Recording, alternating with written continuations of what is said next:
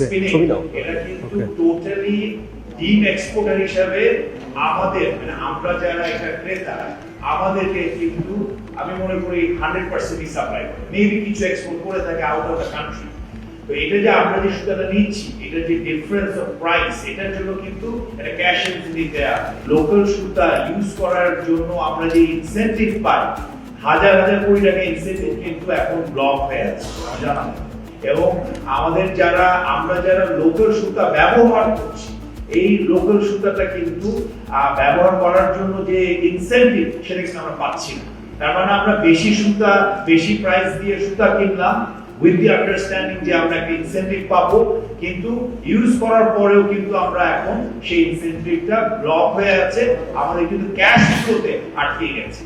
আরেকটা পয়েন্ট একটু আপনাদের জ্ঞাতার্থে বলি যে আপনার বললেন এই যে আমরা যে ইম্পোর্ট করি সুতাটা কেন ইম্পোর্ট করছি এই কারণে যে এই কম্পিটিশনে টিকে থাকার জন্য ইন্ডিয়া থেকে যেই ধরনের প্রাইস আমরা পাচ্ছি যে ক্যাশ ইনসেন্টিভের যে আমি বলবো যে মানে যে সাবসিডিটা এই সাবসিডিটা যখন ডিফারেন্সটা দেখবেন ডিফারেন্সটা কিন্তু একটা ভালো ডিফারেন্স। যারা আমরা নিট ইন্ডাস্ট্রিতে আছি আমরা কিন্তু এর জন্য ইন্ডিয়া থেকে সেই সুতাটা কিনি কারণ আমরা মানে বেটার প্রাইস মোর কম্পিটিটিভ প্রাইস কিনছি। তো এর জন্য আমাদের চয়েস যে আমরা কি সেটা লোকাল সুতা নিব লিড টাইমকে মাথায় রেখে নাকি আমরা ইম্পোর্ট করব প্রাইসকে মাথায় রেখে। এই মিটিং এর মাধ্যমে আমি আমাদের গভর্নমেন্টকে বলবো যে আমাদের গ্যাস ইনসেন্টিভটা আসলে মানে এখনো রিলিজ হয়নি।